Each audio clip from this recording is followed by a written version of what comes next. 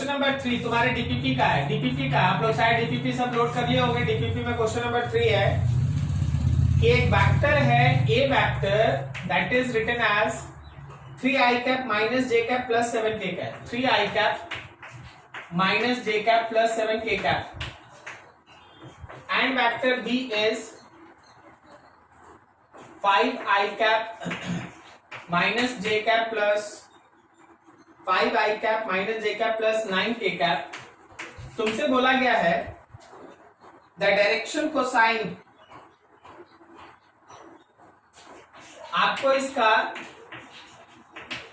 Direction cosine of क्या निकालना है भाई? तो क्या निकालना है? a प्लस बी का डायरेक्शन कोसाइन निकालना है। a प्लस बी वेक्टर का डायरेक्शन कोसाइन निकालना है। तो डायरेक्शन कोसाइन में आपको सिखाया गया था कि आपको वेक्टर का 3 डायमेंशनल वेक्टर का cos थीटा एंगल निकालना पड़ता है अलग अलग एक्सिस के साथ। आप याद कीजिए आपको 3 डायमेंशनल वेक्टर जब पढ़ाया गया था, तो जब आप a प्लस बी करेंगे ना तो इन तीनों को ऐड किया 5 और 3 8i cap minus 2j cap और प्लस 16k कैप। ये रहा। मान लो इसको एक वेक्टर का नाम दे दो, इसको एक वेक्टर नाम दे दो c। अब आप याद करो डायरेक्शन कोसाइन में आप पढ़े थे कि अगर हम लोग x के साथ एंगल निकालते हैं तो x कंपोनेंट बाई c होगा। तो x कंपोनेंट 8 है और c लिखने का मतलब है c का मैग्नीट्यूड। c के मैग्नीट्यूड का मतलब है 8 स्क्वायर प्लस माइनस 2 का स्क्वायर प्लस 16 का square. So cos alpha will be equals to 8 by under root 64 plus 4 और plus 256। So it is 8 by under root कितना हो गया ये 324। 324 भी किसी का स्क्वायर रूट है ना? किसका है? 18 का ही हो, 18 का है। तो ये हो गया हम लोगों के पास 4/9। ठीक है, 4/9। So cos alpha will be equals to, देखो अगर एक्स एक्सिस से पूछा होगा तो cos alpha will be equals to 4/9। cos alpha will be equals to 4/9। नहीं उसमें है ना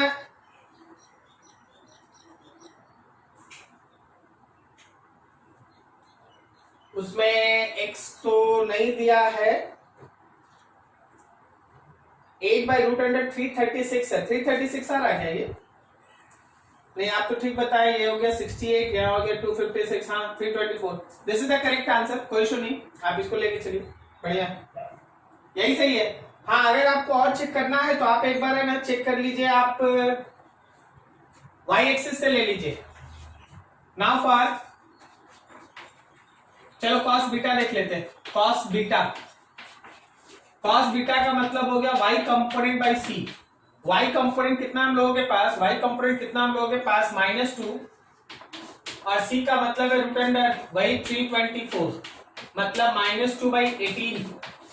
सो इट इज -1/9। ये भी आंसर नहीं है। अब आप z एक्सिस की तरफ जाइए।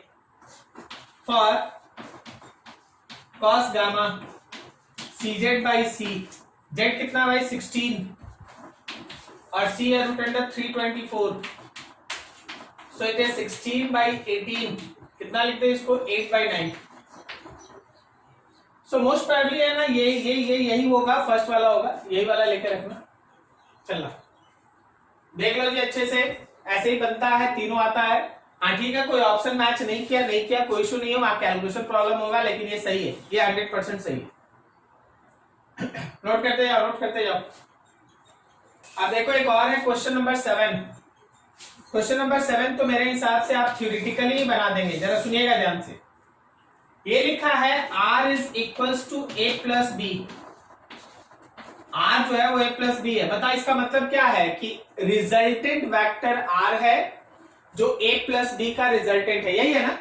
और क्वेश्चन एक चीज लिखा है, बोला कि r का जो मैग्नीट्यूड है वही a का मैग्नीट्यूड और वही b का मैग्नीट्यूड है। जो मैग्नीट्यूड r का है वही a का मैग्नीट्यूड और वही मैग्नीट्यूड b का है। अब तुमको बताना है एंगल बिटवीन वेक्टर्स, तो बता सकता है डायरेक्टली वेक्टर्स के बीच का एंगल कोई यहां से डायरेक्टली बता सकता है? बोलो बोलो, लास्ट पैरेललोग्राम में पढ़ के गए खास एंगल पे वेक्टर्स के रिजल्टेंट का मैग्नीट्यूड वही होता है जो वेक्टर्स का मैग्नीट्यूड होता है। कितना degree angle? 120. 120. So directly we can say that it is 120 degree angle. ये एक और बेहतरीन क्वेश्चन है, थोड़ा समझिएगा। Question number 9। क्वेश्चन में लिखा है rectangular component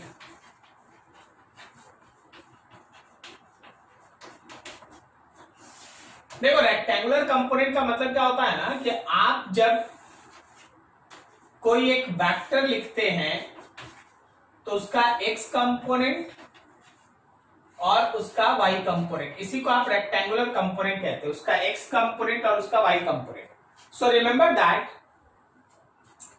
according to question अगर जाइएगा तो वेक्टर ए दिया है क्वेश्चन में, वेक्टर ए दिया है क्वेश्चन में 60 किलोमीटर पर आवर और वेक्टर ए का एक कंपोनेंट दिया है 30 किलोमीटर पर आवर, और फिर तुमसे पूछा है कि भाई दूसरा कंपोनेंट कितना होगा बताओ। क्या आपको याद है, क्या आपको याद है कि हम लोग ए वेक्टर लिख सकते हैं ना, अंडर रूट उसके एक्स कंपोनेंट का स्क्वायर प्लस वाई कंपोनेंट का स्क्वायर। क्या सही है? Yes, sir. ठीक है, तो बस आप यहाँ पे 60 पुट कर लीजिए, रूट अंडर 30 का स्क्वायर और प्लस ए वाई का स्क्वायर, सॉल्व कर लीजिए, जो आएगा वही आंसर। क्लियर है? Yes, sir. अच्छा चलो एक बार सबको साथ में बोल लेते हैं, ये ax और ay किस नाम से जाना जाता है? Rectangular component. हाँ, रेक्टेंगुलर कंपोनेंट्स। ये ax और ay है ना, रेक्टेंगुलर कंपोनेंट्स है, और ये दोनों को मिलके आप ये वेक्टर a लिखते हैं रूट अंडर उसके x कंपोनेंट का स्क्वायर उसके y कंपोनेंट का स्क्वायर, ये लिखते हैं। ठीक है, चलिए अब एक और अच्छा क्वेश्चन बोला है कि दो इक्वल फोर्स है P, दो इक्वल फोर्स है P। Question number 11। Two equal forces P and theta is angle between forces. Two equal forces P and theta is angle between forces. तो बोला गया है कि रिजल्टेंट बताइए। क्या हम रिजल्टेंट को रूट अंडर, समझना अच्छे से, P square plus 2 into P into cos theta लिख सकते हैं? Yes, sir. ठीक है ना? Yes, sir. तो क्या हम लोग यहाँ पे r is under root P square plus P square 2p square और साथ में देखो 2p स्क्वायर कॉस थीटा लिख सकते हैं? So r is under root 2p square, इसमें से कॉमन ले लो, 1 प्लस कॉस थीटा आ गया। अच्छा आप लोग ट्रिग्नोमेट्री में 1 प्लस कॉस थीटा का फॉर्मूला जानते हैं? आप लोग ट्रिग्नोमेट्री में 1 प्लस कॉस थीटा का फॉर्मूला जानते हैं? No, sir. देखिए 1 plus cos theta is actually cos theta is 2 cos square theta by 2। ये आप लोग को ट्रिग्नोमेट्री में पढ़ना है, फिजिक्स नहीं है, मैथ्स है आपका। 1 plus cos theta is 2 cos square theta by 2। So R is under root, आप याद कर लीजिएगा अच्छे से, 2p square multiplied with 2 cos square theta by 2। So ये सॉल्व करके हो गया, देखो 2 और 2 स्क्वायर रूट में 2 बाहर, p स्क्वायर का p बाहर, कॉस स्क्वायर थीटा का कॉस थीटा बाई 2 बाहर। देखो ये ऑप्शन है आपके पास, तो रिजल्टेंट आएगा 2p कॉस थीटा बाई 2। आप चाहिएगा ना तो डायरेक्ट इस फॉर्मूला को याद भी रख सकते हैं, लेकिन अगर आप इसको यूज कर रहे हैं तो एक चीज और ध्यान रखिएगा ये तभी काम करेगा जब आपके पास दो इक्वल वेक्टर्स हो। फॉर टू इक्वल वेक्टर्स, अगर इक्वल वेक्टर्स है तो आप डायरेक्टली इस कॉन्सेप्ट को भी यूज कर सकते हैं फॉर रिजल्टेंट। अगर दो इक्वल वेक्टर है तो आप डायरेक्टली इस फॉर्मूला को भी लगा सकते हैं रिजल्टेंट के लिए, डायरेक्टली आप इस फॉर्मूला को लगा सकते हैं रिजल्टेंट के लिए। ठीक है, ये इंपॉर्टेंट है, जरा देख लेना अच्छे से, इसको याद रखना।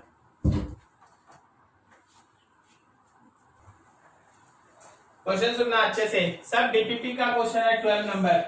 आप लोगों को ये सब बनाना चाहिए था, सबको ट्राई करना चाहिए था इसको। लिखा है resultant of two vectors of magnitude 2a and √2a। मेरे पास दो वेक्टर है, एक वेक्टर का मैग्नीट्यूड है 2a, एक वेक्टर का मैग्नीट्यूड है 2a, एक दूसरे वेक्टर का मैग्नीट्यूड है √2a। इन दोनों के बीच का एंगल जब थीटा है, मान लो ये फर्स्ट वेक्टर है, ये सेकंड वेक्टर है, तो जो रिजल्टेंट है उस रिजल्टेंट का मैग्नीट्यूड है √10a, √10a। इस बेसिस पे तुमको बताना है theta angle between vectors, vectors के बीच का एंगल बताना है। तो अब देखो सिंपल फॉर्मूला है, फॉर्मूला पे पुट कर दो, रिजल्टेंट पड़ा होगा √, फर्स्ट वेक्टर का स्क्वायर, सेकंड वेक्टर का square, 2 into first vector second vector and cos theta. तो रिजल्टेंट में पुट कर दिया √10a, और यहां है √, a स्क्वायर मतलब 2a का स्क्वायर, b स्क्वायर मतलब √2a का स्क्वायर, एंड प्लस 2, a का मतलब 2a, b का मतलब √2a और cos थीटा। चलिए अब सॉल्व कीजिए, बस आंसर आ जाएगा। अब देखिए रूट है, रूट हटा तो क्या यहाँ 10a स्क्वायर हो गया, ये देखो 4a स्क्वायर देखो यहाँ पे 2a स्क्वायर प्लस देखो 2 √2, 4 √2a square cos theta. Calculation है ये, कैलकुलेशन। तो यहाँ पे हम लोग के पास है 10a स्क्वायर, 4 और 2 6, minus 6a square is equals to 4 √2a square cos theta. ये हो गया हम लोग का 4a स्क्वायर, और यहाँ पे है 4 √2a square cos theta. a square 4 और 4 कैंसिल, √2 जो है वो नीचे चला गया, 1/√2 इज इक्वल्स टू cos थीटा। कोई बताएगा cos थीटा का वैल्यू 1/√2 किस एंगल पे होता है? 45 degree. So finally you get that कि theta is equals to 45, theta is equals to 45 degree. देखो एकदम सिंपल, देखो इस फॉर्मूला का यूज कैसे आप लास्ट में पढ़े और कैसे आ जाए ना, बहुत सारे देखो यहाँ न्यूमेरिकल सब ये वही है, parallelogram law of vector addition. Clear है? Yes sir. चलिए ठीक है, नोट करते जाइए, अपना अपना डाउट देखते चलिए।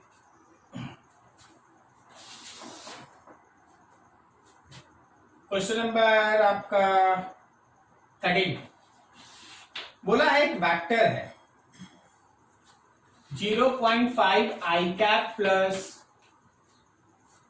0.8 j cap plus c k cap, और क्वेश्चन ये कहता है find value of c so that it is unit vector, ये यूनिट वेक्टर हो जाए। अच्छा, हम तो एक ही चीज समझ रहे हैं कि अगर ये यूनिट वेक्टर होगा तो इसका मैग्नीट्यूड 1 होगा।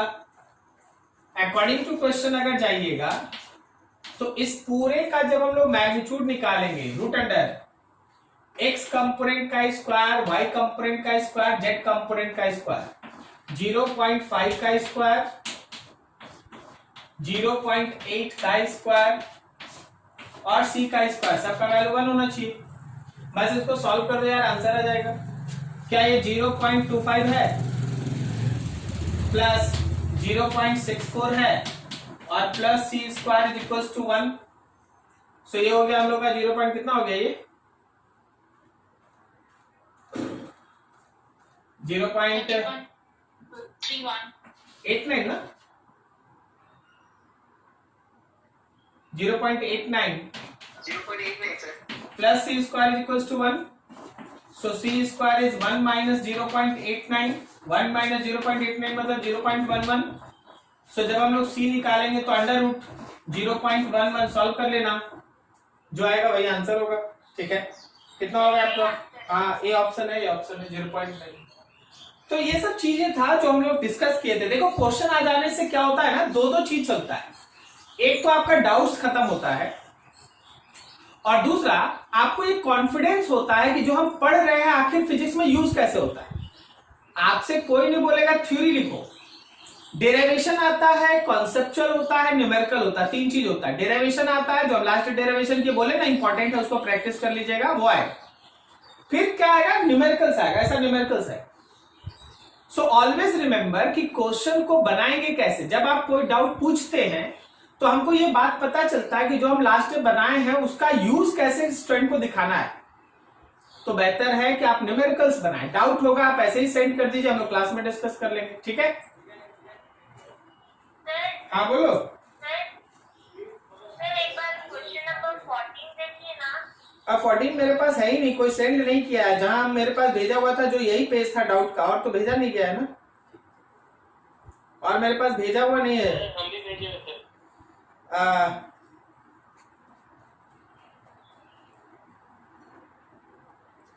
क्या तुम एक बार फिर से सेंड कर सकते हो प्लीज?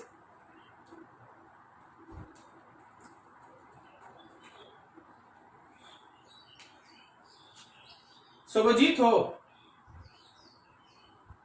नो सर, नहीं सर, पुष्कर। पुष्कर, अच्छा हाँ पुष्कर भेजे थे, बिल्कुल बिल्कुल। वेट, हम देखे थे, हम दूसरे बैच में बताने लगे थे उस क्वेश्चन को, फिर पता चला कि तो हाँ वेट, हाँ क्वेश्चन भेजो प्लीज। हाँ 17 नंबर था ना doubt. The angle between this and this vector, हाँ 2 वेक्टर के बीच का एंगल है, तो वो हम लोग अभी पढ़े नहीं है। 2 वेक्टर के बीच का एंगल हम लोग अभी नहीं पढ़े हैं, वो हम लोग डॉट प्रोडक्ट पे पढ़ेंगे। अगला क्वेश्चन है, if the magnitude of sum of 2 vector is equal to the difference of their magnitude then the angle between vectors. ये भी हम लोग नहीं पढ़े हैं, ये दोनों हम लोग नहीं पढ़े हैं, इसलिए आपसे नहीं बना। ठीक है, धीरे धीरे पढ़ ले। चलिए और आगे देखते हैं, पढ़े नहीं इसलिए बना नहीं। आगे सुनो, the resultant of 2 forces eight right angle is 5 Newton. When the angle between them is 120, the resultant is √13, then the forces are। चलिए बना लेते हैं, ये तुम्हारा है पैरेललोग्राम लॉ पे बेस्ट है, इसको देख लेते हैं। हम लोग लास्ट टाइम पैरेललोग्राम लॉ तक ही पढ़े थे, तो वहां तक का क्वेश्चन बन रहा है। देखो ये पुष्कर का कोई डाउट है, क्वेश्चन नंबर 25, ये भी तुम्हारे डीपीटी का ही है। लिखा है the resultant of 2 forces eight right angle is 50। देखो मान लो हम लोगों के पास ए और बी दो वेक्टर है, जब आप इनके बीच का एंगल थीटा 90 रखते हैं तो क्या हम रिजल्टेंट का फॉर्मूला √a² प्लस b² लगा सकते हैं? क्वेश्चन बोल रहा है कि जब आपके बीच का एंगल 90 होता है तो रिजल्टेंट है 5 a² प्लस b², ये क्वेश्चन लिखा 5। ठीक है, आगे when the angle between them is 120 the resultant is √13। Question अगला बोलता है, ये फर्स्ट केस था। सेकंड केस में बोला कि अगर दोनों वेक्टर के बीच का एंगल 120 डिग्री है तो मेरे रिजल्टेंट का फॉर्मूला हो गया √a² plus b² plus 2ab cos 120, और ये रिजल्टेंट है √13। √13 इज अंडर, देखना a² plus b² plus 2ab को बताएगा cos 120 का वैल्यू। -1/2। Very good. तो यहाँ पे जरा देख लो, क्या हम लोग यहाँ 25 is equal to a² plus b² कर सकते हैं? देखो ये आगे यूज होगा। अब देखो रूट कैंसिल, तो वैल्यू हो गया 13 is equal to a² plus b²। ये 2 और 2 कैंसिल, माइनस ए भी हुआ, तो 13 is equal to a² plus b² कितना है? बराबर 25 माइनस ए बी। देखते जाओ, तो ये ए बी इधर आ गया, ये उधर चला गया, so a b is equal to 25 minus 13 that is 12 ना। सो जहां हमको ए का जरूरत है हम 12/b लिख सकते हैं। क्या सही जा रहे हैं? Yes sir. अब चलो इसको उठाओ यहां से, इस पे प्लस करके यहां देखो, यहीं पे देख लो। Since 25 is equals to a square plus b square, ये ना a square plus b square, तो ए की जगह पे 12/b का स्क्वायर कर सकते हैं। आराम से सॉल्व करके b निकाल लीजिए, b को पुट कर दीजिए, a मिल जाएगा। यही दो तरीका है। फाइनल आंसर क्लियर हुआ? यस। चलो नोट कर लो इसको भी।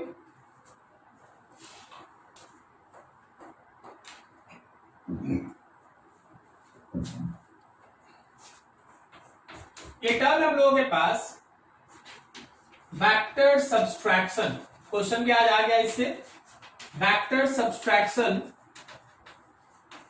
Using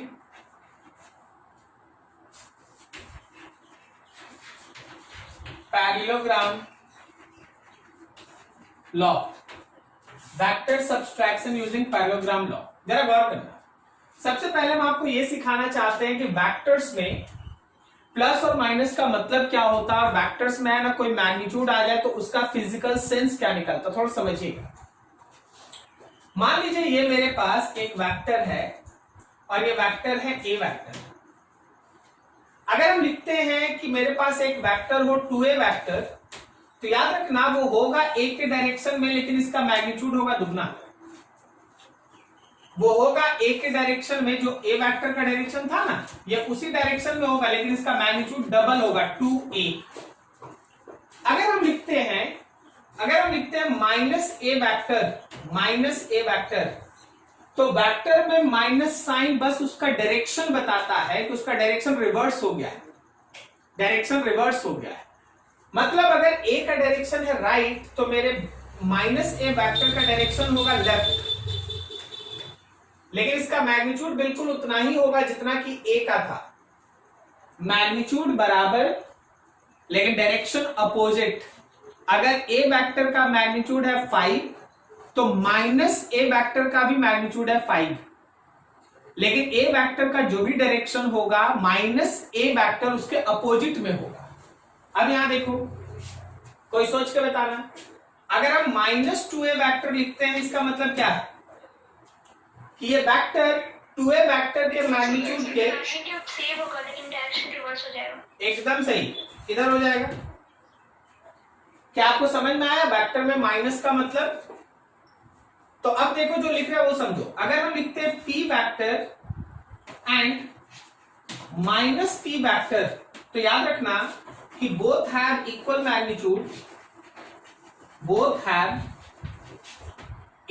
magnitude, but opposite direction. Both have equal magnitude but opposite direction. This is the starting view. आप याद रखिएगा वेक्टर में माइनस का मतलब। अब जरा सोच के बताओ जी, सोच के बताना, तुरंत आंसर देना, ज्यादा समय नहीं। आपके पास आपके ऊपर दो फोर्स लग रहा है, एक है फोर्स 5 न्यूटन आई कैप और एक है फोर्स -5 न्यूटन आई कैप। कौन सा फोर्स बड़ा है? दोनों सेम है। Very good, very good, very good. दोनों सेम है, बस दोनों का डायरेक्शन अपोजिट है। 5 newton i cap is towards positive x axis and -5 newton i cap is towards negative axis. Both have equal magnitude बस opposite in direction. Good, very good. चलो आगे बढ़ते हैं। अब देखो वेक्टर सब्सट्रैक्शन का मतलब, वेक्टर में सब्सट्रैक्शन करके कुछ नहीं होता। वेक्टर में सब्सट्रैक्शन करके कुछ नहीं होता, तो सर फिर क्या पढ़ा रहे? देख, vector subtraction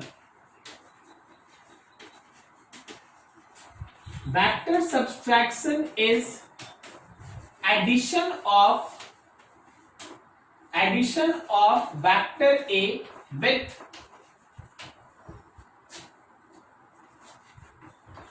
opposite direction of b vector.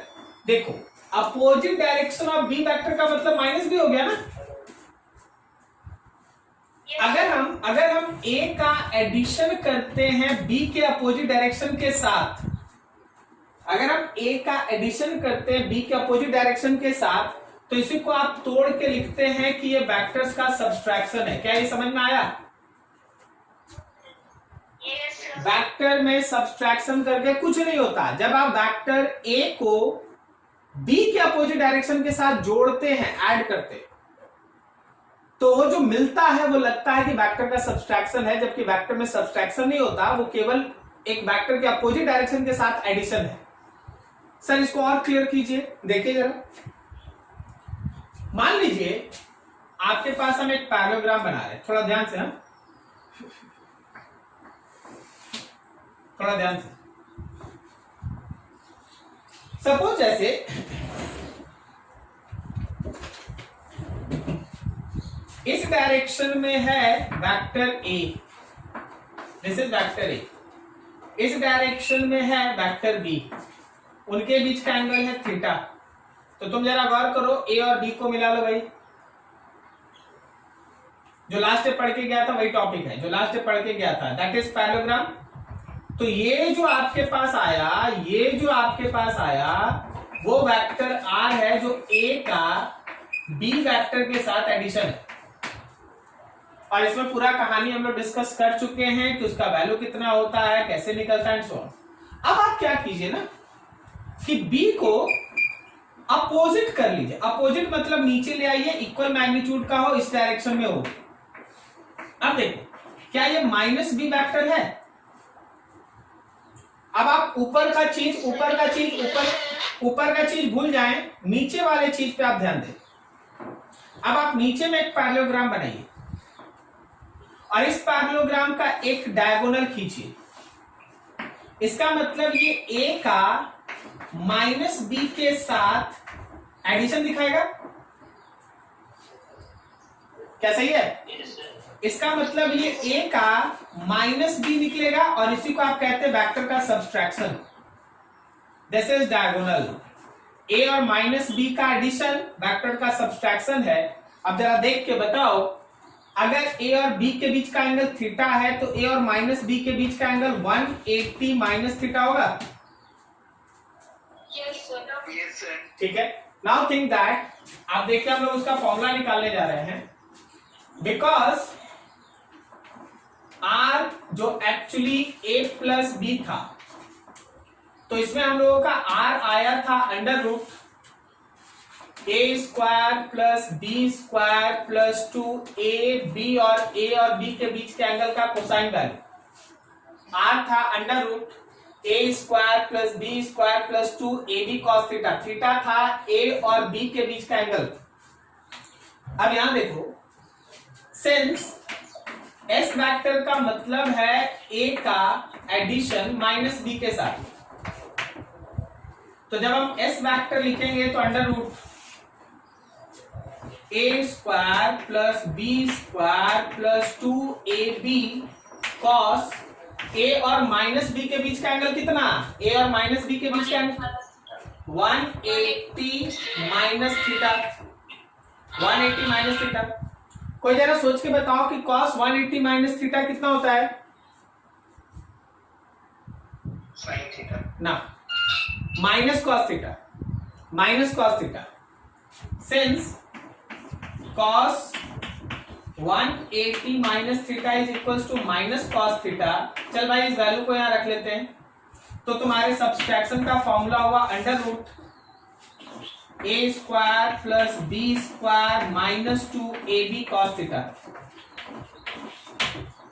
तो देखो देखो, समझने वाला बात समझो कि रिजल्टेंट में होता है प्लस कॉस थीटा वाला टर्म और सब्सट्रैक्शन में होता है माइनस कॉस थीटा वाला टर्म।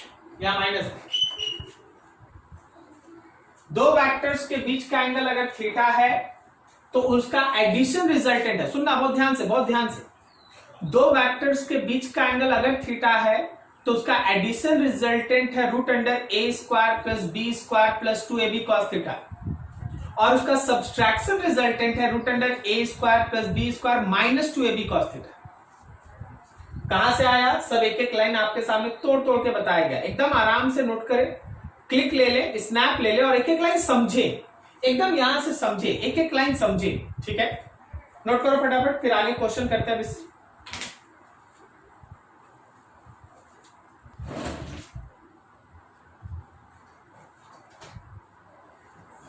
देखना, बताना तो ये कौन सा वेक्टर है? माइनस ए वेक्टर। ये माइनस ए वेक्टर है। अब माइनस ए वेक्टर और बी वेक्टर को लेके एक पैराग्राम बनाते हैं। माइनस ए वेक्टर और बी वेक्टर को लेके एक पैराग्राम बनाते हैं। तो देखो ये आया, बोलो तो ये किसको दिखाएगा? ये कौन सा वेक्टर दिखाएगा? Resulting vector. किसके बीच? कौन सा? माइनस ए वेक्टर और बी वेक्टर। ये दिखाएगा माइनस ए प्लस बी ना। Yes sir. इसका मतलब ये बी माइनस ए है। Yes sir. अब देखो a माइनस बी और b माइनस ए हो गया अपोजिट में। Yes sir. Yes sir. अरे a माइनस बी का निगेटिव ही तो b माइनस ए है, तो दोनों अपोजिट में आया। सिमिलर इसको थोड़ा बढ़ाओ, इसको बढ़ाओ। देखो ये भी एक रिजल्टेंट है, बता तो ये किसका रिजल्टेंट होगा? माइनस ए माइनस बी वेक्टर, मतलब माइनस अगर बाहर ले ले तो ए प्लस बी वेक्टर। देखो इधर देखो ए प्लस बी है, इधर ए प्लस बी है और इधर माइनस ए प्लस बी है, just opposite in direction having equal magnitude. क्या फिगर समझ में आया आपको? Yes sir. सबको क्लियर है? सबको क्लियर है वहां? Yes sir. ठीक है, तो आप इसको ड्रॉ कर लीजिए, इसको ड्रॉ कर लीजिए। अगर आप ड्रॉ कर पा रहे हैं, नहीं ड्रॉ कर पा रहे हैं तो आप स्नैप ले लीजिए, घर में एक अच्छा सा हाफ पेज में एक क्लियर फिगर बनाइएगा, एकदम क्लियर।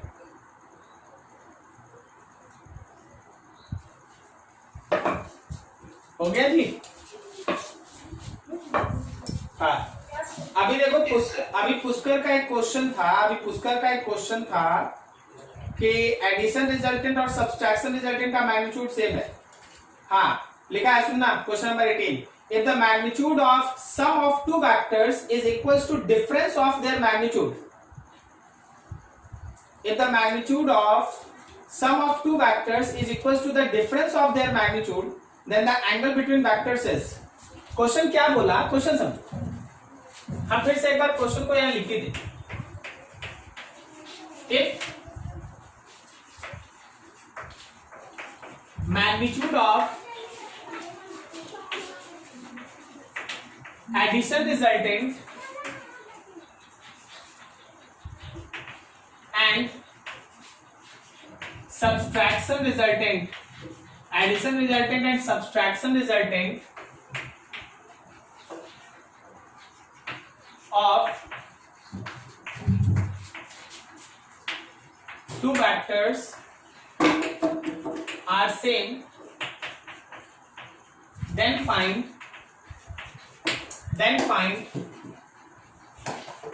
angle between vectors।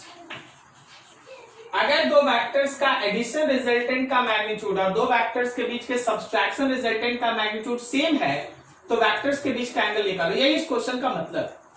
तो देखो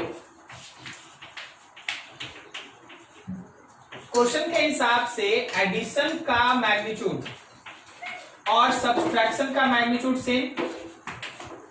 तो देखो एडिशन रिजल्टेंट का मैग्नीट्यूड लिखेगा तो root under a square plus b square plus 2 a b cos theta लिखेगा, और सब्सट्रैक्शन लिखेगा तो root under a square plus b square minus 2 a b cos theta लिखेगा। So see that root under a square plus b square plus 2 a b cos theta is equals to root under a square plus b square minus 2 a b cos theta. दोनों तरफ root cancel, a square plus b square plus 2 a b cos theta is equals to a square plus b square minus 2 a b cos theta. ठीक है ऐसा। अब देखो a square b square b square cancel, 2 a b cos theta is -2ab cos theta. ये इसको उठा के इधर ले आए, क्या आप लिख सकते हैं 4ab cos theta equals to 0। इसका मतलब cos theta is equals to 0। बोलो जी कितना थीटा पे cos 0 होता है? 90 डिग्री। इसका मतलब दोनों वेक्टर्स के बीच का एंगल है 90 डिग्री। जब दोनों वेक्टर्स के बीच का एंगल 90 होगा तो एडिशन रिजल्टेंट का मैग्नीट्यूड और सब्सट्रैक्शन रिजल्टेंट का मैग्नीट्यूड दोनों बराबर हो जाएगा। कब? जब दोनों के बीच का एंगल कितना हो जाए 90 डिग्री। जब दोनों के बीच का एंगल 90 हो उस समय एडिशन रिजल्टेंट और सब्सट्रैक्शन रिजल्टेंट का मैग्नीट्यूड सेम होगा। नोट करो ठीक से।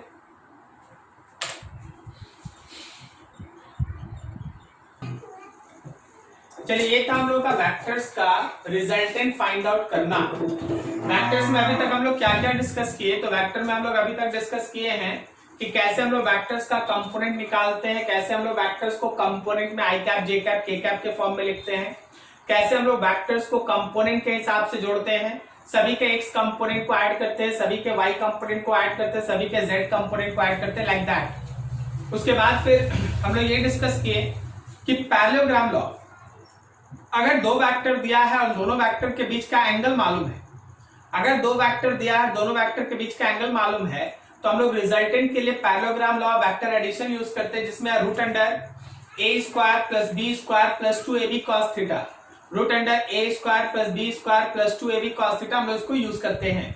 आज उसी सीक्वेंस को आगे बढ़ाया गया वेक्टर का सब्सट्रैक्शन, कि जब भी हम लोग पैरेललोग्राम लॉ से जाएंगे तो वेक्टर का सब्सट्रैक्शन होगा under root a square plus b square minus 2ab cos theta. अब यहां के बाद जो अगला प्रोसेस हम लोग स्टार्ट करते हैं that is product of vectors, vectors का मल्टीप्लीकेशन। इसी का दो हिस्सा है, एक है स्केलर प्रोडक्ट और एक है वेक्टर प्रोडक्ट, जिसका नाम अभी हम ले रहे थे। तो चलो एक एक करके स्टार्ट करेंगे।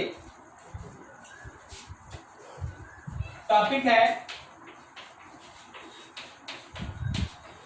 Multiplication between vectors.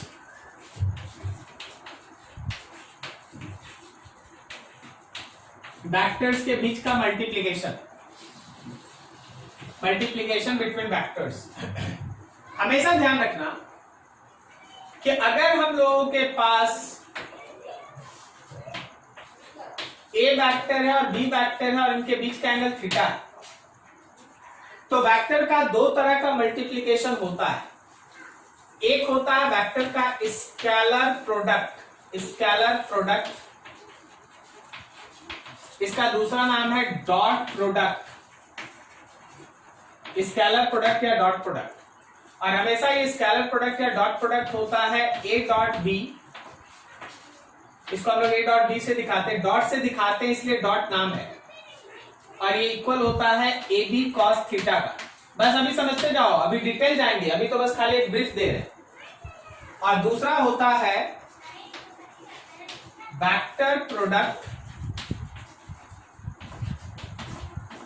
या फिर क्रॉस प्रोडक्ट, हम लोग इसको कहते हैं वेक्टर प्रोडक्ट या cross product. And that vector product और cross product is a cross b which is nothing else but simply a b sine theta, या एन कैप होता है, हम सबका मीनिंग बताएंगे अभी। तो जनरल तौर पे वेक्टर में दो तरह का मल्टीप्लिकेशन होता है, एक होता है स्केलर प्रोडक्ट और एक होता है वेक्टर प्रोडक्ट। अब आखिर स्केलर प्रोडक्ट या वेक्टर प्रोडक्ट का डिफरेंस क्या है, दोनों लॉजिकली क्या होता है, हम एक लाइन में अगर समझाएं तो जब दो वेक्टर आपस में मल्टीप्लाई होता है, vectors are always physical quantities, okay. Velocity एक वेक्टर है, वेलोसिटी एक फिजिकल क्वांटिटी है, फोर्स एक वेक्टर है, फोर्स एक फिजिकल क्वांटिटी, डिस्प्लेसमेंट एक वेक्टर है, डिस्प्लेसमेंट एक फिजिकल क्वांटिटी। जब आप फोर्स को डिस्प्लेसमेंट से मल्टीप्लाई करते हैं, आप बताइए क्या बनता है, आपको क्या मिलता है? जब आप फोर्स को डिस्प्लेसमेंट से मल्टीप्लाई करते हैं आपको क्या मिलता है? आपको मिलता है वर्क। जब आप फोर्स को डिस्प्लेसमेंट से मल्टीप्लाई करते हैं आपको मिलता है वर्क। क्लियर हुआ? जब आप वेक्टर फोर्स वेक्टर डिस्प्लेसमेंट दोनों को मल्टीप्लाई किया और आपको एक स्केलर क्वांटिटी मिल गया, वर्क मिल गया, work is a scalar, then it is called scalar product. और जब आप दो वेक्टर को मल्टीप्लाई करते हो और फिर से आपको वेक्टर मिल जाता है, जैसे अगर आप लीनियर मोमेंटम को पोजीशन वेक्टर से मल्टीप्लाई कीजिएगा, एंगुलर मोमेंटम मिलता है। दो वेक्टर के मल्टीप्लिकेशन के बाद अगर फिर से आपको वेक्टर मिला तो वो वेक्टर प्रोडक्ट, और दो वेक्टर के मल्टीप्लिकेशन से अगर आपको स्केलर मिल गया तो वो स्केलर प्रोडक्ट। सो थोड़ा थोड़ा अब है ना एक एक टर्म को उठाओ और उस पर चर्चा करते हैं। सबसे पहला डिस्कशन है हम लोगों के पास आज के क्लास के लिए, दिस इज स्केलर प्रोडक्ट, दूसरा नाम dot product, scalar product, dot product.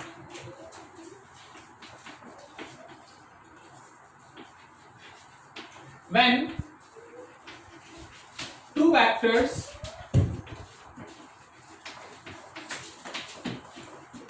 multiplied to give any scalar quantity, then it is called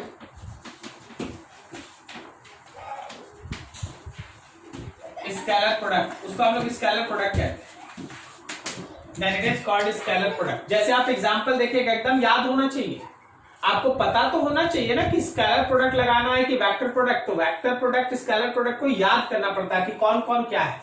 जैसे आप एग्जांपल देखो, force vector multiplied with displacement vector is equals to work. Force एक vector है, displacement एक vector है, लेकिन work एक scalar. अगला एकदम इंपॉर्टेंट लिख रहे हैं, याद रखना। फोर्स वेक्टर को जब आप वेलोसिटी वेक्टर से मल्टीप्लाई कीजिएगा, then it is called power. Force को वेलोसिटी से मल्टीप्लाई करेंगे, power is scalar, but force and velocity both are vectors. Third देखो, जब आप इलेक्ट्रिक फील्ड को एरिया वेक्टर से मल्टीप्लाई कीजिएगा, then it is flux. Electric field, ये 12 में आप पढ़ेंगे, जब आप इलेक्ट्रिक फील्ड को एरिया वेक्टर से मल्टीप्लाई कीजिएगा, it is flux. Electric field vector, area vector, लेकिन फ्लक्स स्केलर। क्या समझ में आ रहा है? तो ऐसे करके आपको क्वांटिटीज याद रखना पड़ेगा कि कौन कौन है। तो मेनली आपके पास ये दोनों है, एकदम याद रखिएगा। वर्क को तो भूलना मत कि work is an example of scalar product. Work is an example of scalar product between force and displacement. Force और डिस्प्लेसमेंट के बीच का जो डॉट प्रोडक्ट होता है, स्केलर प्रोडक्ट होता है, वो वर्क देता है। क्लियर है? यहां तक नोट करो। अब इसको कैसे निकालते हैं, किस तरह से कैलकुलेशन हम लोग को इसी में प्रोसेस करना है। आज हम लोग इसी में आगे बढ़ेंगे। नोट करो यहां तक फटाफट जल्दी।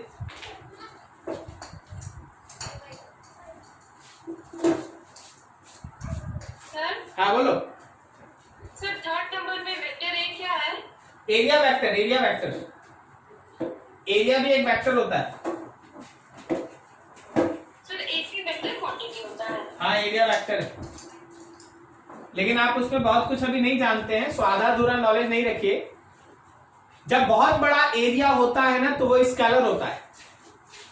लेकिन अगर आप एक बड़े से एरिया का एक छोटा सा पोर्शन कट करते हैं, तो वो एक वेक्टर होता है। जैसे एग्जांपल देखिए, ये सब हमको यहाँ डिस्कस नहीं करना है, बस आप पूछ देते हैं, हमको बताना पड़ता है।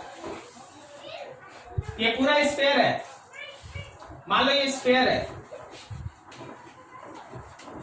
स्फीयर का total surface area is not a vector. 4πr², not a vector. लेकिन अगर आप उस पर एक छोटा सा पोर्शन कट कर लेते हैं, तो ये एक वेक्टर है। ये एक छोटा सा पोर्शन जो है वो एक वेक्टर है। ठीक है, तो हम लोग अभी उसमें नहीं जाएंगे, हम लोग बस अपने काम का चीज अभी रखेंगे। आपको ये चीज समझ में आएगा जब आप 12 में आइएगा, तब हम लोग इसके बारे में डिस्कस करेंगे। अभी आप पूछे, हम आपको बता दिए। टोटल एरिया, जब आप बड़ा एरिया बात करते हैं, it is not a vector, but small area is always a vector. ठीक है, क्योंकि उसके पास एक प्रॉपर डायरेक्शन होता है। चलो नोट करो आगे। चलो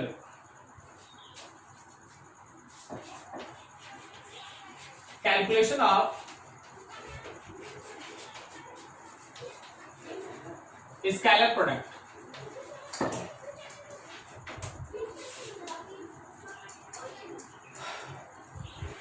मान लो जैसे हम लोगों के पास एक वेक्टर ए है और एक वेक्टर बी है और उनके बीच का एंगल है थीटा। तो हमेशा ध्यान रखना कि जो हम लोगों का ए और बी के बीच का डॉट प्रोडक्ट होता है वो एक्चुअली दोनों वेक्टर के मैग्नीट्यूड का cos थीटा टाइम्स होता है, ए बी cos थीटा। तो हम लोग इसको शॉर्ट में लिखते हैं कि vector A dot vector B is equals to magnitude of A magnitude of B and cos theta.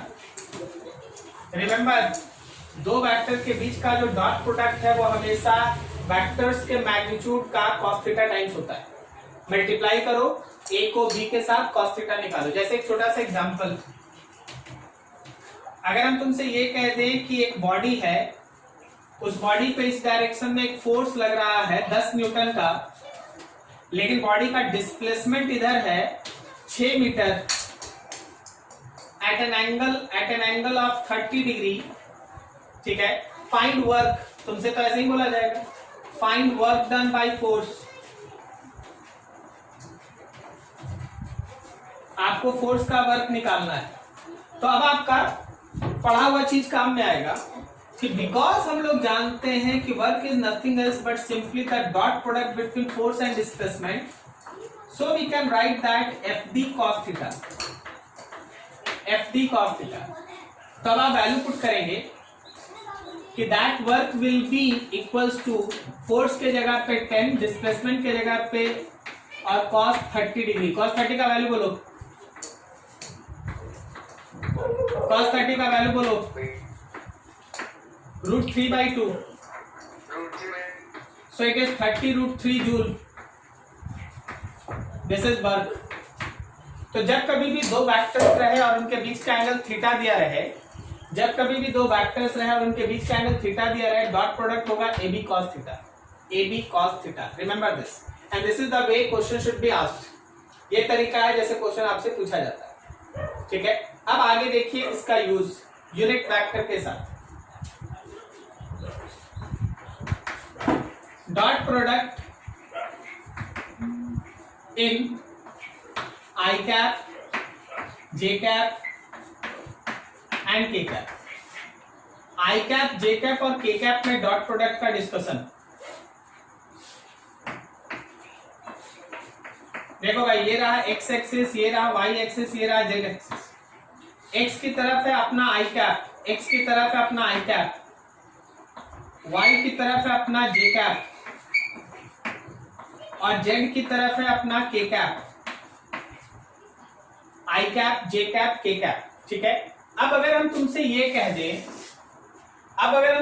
कह दें कि आई कैप का डॉट प्रोडक्ट निकालो जे कैप के साथ, तो कोई सोच के बताओ आई कैप और जे कैप के बीच का एंगल कितना है? 90। तो देखो, आई का मैग्नीट्यूड, जे का मैग्नीट्यूड और cos 90। वैसे तो हमको इसका जरूरत नहीं है, लेकिन फिर भी बताइए, तो आई कैप का मैग्नीट्यूड मतलब कितना? 1। जे कैप का मैग्नीट्यूड मतलब 1 और cos 90 का मतलब 0 हुआ, तो ये ओवरऑल तो 0 हो गया। अब जो लिख रहे हैं 3 लाइन ध्यान से समझो। आई कैप का डॉट प्रोडक्ट जे कैप के साथ लो, या जे कैप का डॉट प्रोडक्ट के कैप के साथ लो, या के कैप का डॉट प्रोडक्ट आई कैप के साथ लो, क्या ये तीनों आंसर 0 होगा? कारण बोलो, क्या कारण है? Angle between them is 90 degree. उनके बीच का एंगल 90 डिग्री है। उनके बीच का एंगल 90 डिग्री होने की वजह से उनके बीच का डॉट प्रोडक्ट कितना है? 0। तो आज से याद रखिएगा कि कभी भी दो वेक्टर्स अगर परपेंडिकुलर हुआ, रिमेंबर दैट उनका डॉट प्रोडक्ट 0 होता है। कारण cos 90 का वैल्यू 0। तो अगर दो वेक्टर्स परपेंडिकुलर हो जाएगा, हमेशा ध्यान रखना उसका डॉट प्रोडक्ट 0 होगा। चलो इसमें और आगे, अब देखो नाउ आप आई कैप को आई कैप के साथ ही मल्टीप्लाई कीजिए, दो आई कैप का खुद का मल्टीप्लीकेशन। जब आप दो आई कैप लेंगे तो एक आई कैप का मैग्नीट्यूड, दूसरे आई कैप का मैग्नीट्यूड, और दो आई कैप के बीच का एंगल कितना, दोनों आई कैप एक ही डायरेक्शन में, उनके बीच का एंगल बोलो 0 डिग्री। तो याद रखना कि आई कैप डॉट आई कैप का वैल्यू है 1 1 1, ओवरऑल 1। सो इसको भी आप 3 लाइन में याद रखें, आई कैप और आई कैप के बीच का डॉट प्रोडक्ट 1, सिमिलरली जे कैप और जे कैप के बीच का भी डॉट प्रोडक्ट 1, और सिमिलरली के कैप और के कैप के बीच का भी डॉट प्रोडक्ट 1। क्या यहां तक किसी को कोई डाउट,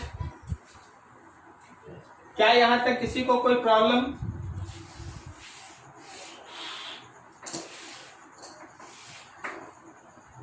कभी भी अगर दो वेक्टर के बीच का एंगल थीटा दिया रहा है तो आप उसका डॉट प्रोडक्ट यहां से निकालेंगे। जैसे एक छोटा सा एग्जांपल, अगर आपको यूनिट वेक्टर्स आई कैप और जे कैप के बीच का पूछ दिया गया तो this is the concept, I cap J cap या जे कैप के कैप या आई कैप के कैप, इनके बीच का डॉट प्रोडक्ट 0 होता है। But I cap, J cap या के कैप के बीच का डॉट प्रोडक्ट 1 होता है। ठीक है, नोट करो यहां तक। कोई डाउट है फिर से पूछो। डॉट प्रोडक्ट को निकालने का एक और तरीका है, calculation of dot product when vectors are given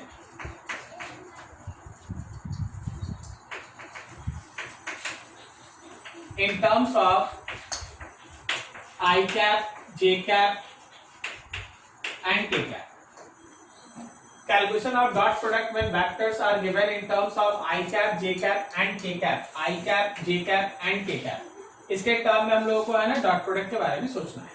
मान लो जैसे तुम्हारे पास वेक्टर ए दिया है, ax component I cap, y component J cap और z कंपोनेंट K कैप।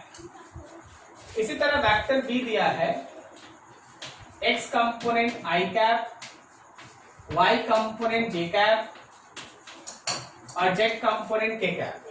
ठीक है, अब देखो अगर हम a और b के बीच का डॉट प्रोडक्ट निकालते हैं, थोड़ा सा कोई समझिएगा ध्यान से, तो a के इस कंपोनेंट को तीनों से मल्टीप्लाई करेंगे। सही है, मतलब क्या हम लिखेंगे ऐसे ax bx और I का multiplication I cap dot I cap. फिर देखो ax by और फिर लिखेंगे I cap dot J cap, I और J। और फिर देखो ax bz और लिखेंगे I cap dot K cap. x का x के साथ, x का y के साथ, x का z के साथ। अब इसी तरह y का तीनों, z का तीनों, देखते चलो। ay bx तो j dot I plus ay by तो j dot j plus ay bz तो j dot k। Similarly az bx तो k dot I plus az by तो k dot j plus az bz तो k dot k। अब आप remark करिएगा तो यहां पे आपके पास 6 टर्म ऐसा है जो 0 होगा। कोई बता दो ये 0 क्यों हो रहा है, ये 6 टर्म 0 क्यों हो रहा है? इसकी वजह से देख रहे हैं, I डॉट जे 0 होगा तो सब 0, I डॉट के 0, यहां J डॉट के 0, यहां J, मतलब समझ में आ रहा है ना, ये टर्म 0 हो जाएगा। तो बच गया कहां कहां, I बचा, J बचा और K बचा। मतलब आपके सामने है ax bx और i का मल्टीप्लीकेशन 1, उसी तरह ay by और j का मल्टीप्लीकेशन भी 1, और उसी तरह az bz k और k का मल्टीप्लीकेशन 1। सो ओवरऑल फाइनली आपको केवल ये फॉर्मूला याद करना है कि a dot b can be written as ax bx plus ay by और प्लस az bz। ये फॉर्मूला आप उस समय यूज करेंगे जब वेक्टर्स इस तरह से दिया रहे। अगर वेक्टर i j k के फॉर्म में है तो आप उसका डॉट प्रोडक्ट ऐसे निकाल सकते हैं। जैसे एक छोटा सा एग्जांपल, हम तुमसे बोल दें कि देखो जी फोर्स जो है वो दिया है 2i cap plus 3j cap plus 4k cap, और तुम्हारे पास डिस्प्लेसमेंट है i cap plus 2j cap plus k cap, और हम तुमसे बोले चलो जी वर्क निकालो, तो वर्क का मतलब हो गया फोर्स और डिस्प्लेसमेंट के बीच का डॉट प्रोडक्ट। सो एक बार में आंसर देना, 2 इंटू 1 क्लियर है, plus 3 into 2 6 plus 4 into 1, so your answer is 2 into 1 plus 3 into 2 plus 4 into 1। सबको जोड़ दिए, 6 2 8 4 12 12 आंसर।